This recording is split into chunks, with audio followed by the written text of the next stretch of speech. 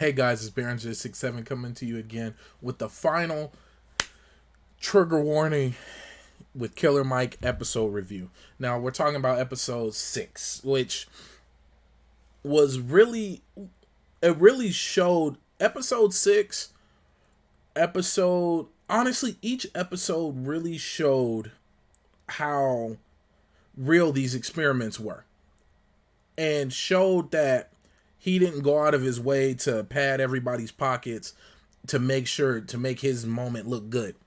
He hits failures in this episode. He hits roadblocks in this episode just like he does in a lot of other ones. People are telling him no. People are telling Killer Mike his ideas are crazy, or people are denying him services. I mean, heck, in the first episode, he was sleeping in a park bench, and he didn't eat for damn near a day.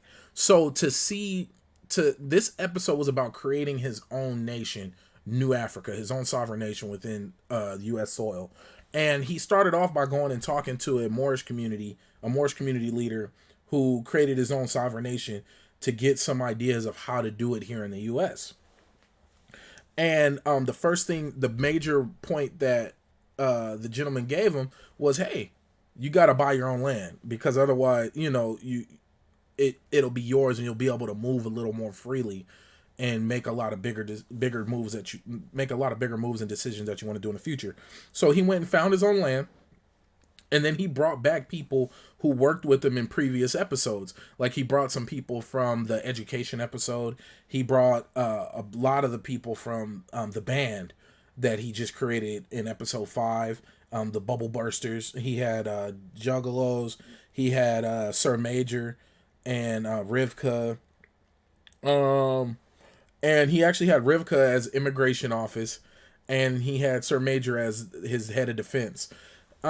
He ended up buying this big property and getting a bunch of sponsorships so that they can have something to start on, whether it was food and different food, clothing, and what else did they get? And camping shelter. Now, the first thing I noticed when I seen this situation was Killer Mike wasn't out there with the people that were coming into his new nation, New Africa. And that was something that kind of threw me off. I was like, in the beginning, you gotta rough it with your people. When you're fully established, I feel like, yeah, oh, okay, well, he's the leader, so that's why he does what he does. But in the very beginning, you're already creating this huge gap in between you and your new citizens. It creates a problem. And then I love how Mario's back again, and Mario was causing problems throughout the whole episode. He was rubbing people the wrong way because he didn't want to swear oath. He was like, well, in the country that I left, because now they're in a sovereign nation, New Africa. He was like, in the country that I left, talking about the US, I don't have to swear an oath and do a pledge of allegiance. I don't have to do these things. So why should I leave that country to come here and now be forced to do it? And I was like, you know what? He's being a butt in sense of participation, but at the same time, he's not. He's making great sense. He shouldn't have to do it if this is supposed to be this new place of freedom and growing our individuality and everybody being welcome. Makes sense. Like, why do I gotta dress like everyone? Why do we have to wear uniforms? Why do I have to pledge of allegiance a specific way on a specific book? And then we have and I was actually shocked that Killer Mike had an official religion. That even though it was the Church of Sleep, and we all know that Church of Sleep is more about self-growth and rest and things like that, it still is a religion. So to create a state, to create this new nation that's gonna be sovereign, and it's about the growth of everyone individually and collectively taking everybody's individual traits and making this great new nation, for you to have a centralized religion and to have a pledge of allegiance that you wanted people to do and have uniforms, it was kind of like counterproductive. Now, maybe that was just him using the marketing, him using the stuff that was donated to him. I don't know. But it just, those are some things that were running through my head as the episode went on. Let me check my notes. My phone keeps cutting. But also, So Sir Major was the one running his defense, and he wanted people to be trained in self-defense so that they can defend their nation. Which, to be honest, Sir Major was kind of a butthole, and not in a. It didn't seem in a productive way. Because I mean, I got friends in the military, and they say they've came across some intense leaders and whatnot, and drill sergeants and all that other fun stuff.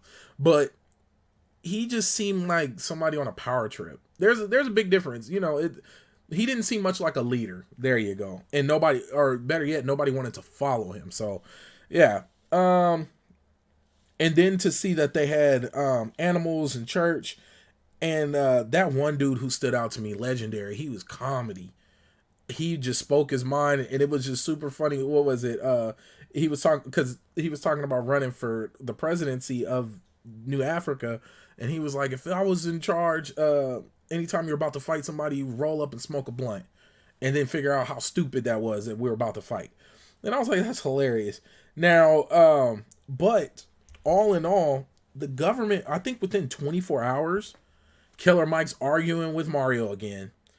The government, the whole new nation is shutting down because everybody's arguing, going back and forth, talking about who's doing what and not doing what, and feeling Killer Mike is off standing on his own and not being a part. And then Killer Mike gets up and walks away.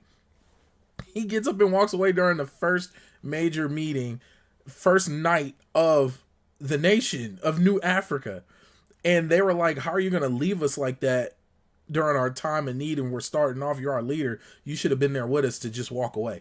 So to see how easy it is for things to fall apart, because you got so many egos. Anytime you got that many people together, that many egos, no matter the purpose of being there, and anybody who's watching this can comment, like, anytime you're at a meeting, anytime you get that many people together, it's bound to be some type of disagreement, argument, because everybody doesn't think the same.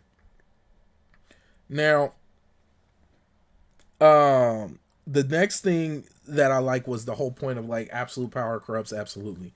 So Killer Mike had the bright idea to open up a democracy, and hey, we vote in our leaders, or our democratic republic, whatever he called it. We vote in our officials. So he had a presidential race and had everybody who wanted to run announce they were running, and then had everybody vote on it. And the three people that ended up was Sita.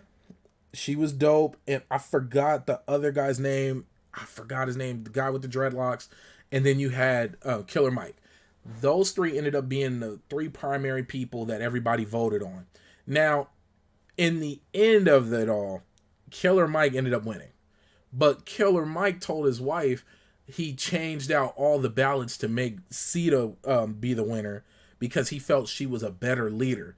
And I've actually watched a couple interviews after I watched this episode of Killer Mike, and people often ask him, what did he learn? What did he feel was the best thing he did? And what did he learn most about the show, or which episode stuck out to him most? And he always mentions how giving up power to giving up that power and authority to somebody who was better seated to rule or to lead New Africa. And he always mentions that point. And she seemed more about the people. And Killer Mike said it straight out. He was like, I need to be just singing and dancing. So I don't need to be here. I would better benefit New Africa singing and dancing, talking about his music career and whatnot. So all in all, I don't know where New Africa is now. I don't know if it's still going. I don't know if that was just a project for that time period. I assume, just like with like Cripicola and other things that happen in the show, that these are things he wants to pursue long term. So hopefully we hear about the sovereign nation of New Africa and it growing. But it was fun to see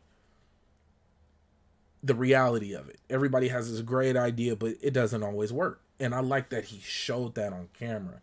Because oftentimes you don't see that with shows like this. They always, like, you always just see everything perfect. Like, oh, it lined up. It worked out. We did it.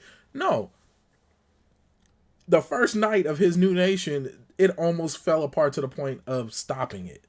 You already had somebody seriously dang near starting a revolution, and you already were unseated due to voting and the people calling for a new leader.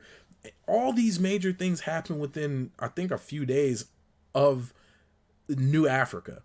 And to show that is to show that it's hard work and it's something to really, if that's a route you want to take, it's nothing going to be simple. And that it was cool that it was open to everybody. And I'm gonna do a summary overall with the show, with Killer Mike Trigger Warning. There was a few episodes that were really intense that I can see why you would say trigger warning, which was the White Jesus episode and the Bubble Bursters episode. But outside of that, this show was not as, it was out of the box ideas that are so against the norm that I can see it frustrating people. But as in, it didn't hit as hard as I thought it was gonna hit in terms of causing me to be sitting back clenching my pearls like, oh my god. That didn't happen. Not as much as the trailer did, because the trailer literally took the most pearl clutching moments and put it in a trailer, because that's what trailers do. It's supposed to get you to watch. But all in all, I think everybody should watch this, and I think it inspires thought. Because that's, you don't have to follow Killer Mike. You don't even have to agree with me. But let's think a little further past what's being fed to us and what is our norm. Because what's our norm is not the same as our neighbors, is not the same as the people across town, out of state, on the other side of the planet. Let's think. And I really love that. I really feel that's what this show did, was offer an open window to think and potentially give you some options to move a little different. So all in all, trigger warning, I thought it was a great show. I hope it gets renewed. I hope we get a lot more, and then I hope it gets more intense. I hope it gets more, talks about more crazier topics, or dives deeper into what he already established in these 6 episodes. So tell me what you guys thought, and I'll stop trying to ramble, and maybe next time I do something like this, it'll be a little more coherent, but who knows? You guys see my videos, very, very random, bounce around a lot. It's the way I move. When I do a script, I sound like a robot. But okay, check out Nerds Noir, my brand. It's on a bunch of different stuff. Link will be below. And then please, please, please check out my podcast I do with my brother, Adventures of the Black Nerds. I do that with T. Jones. And subscribe. I need all the help I can get. Trying to grow and go.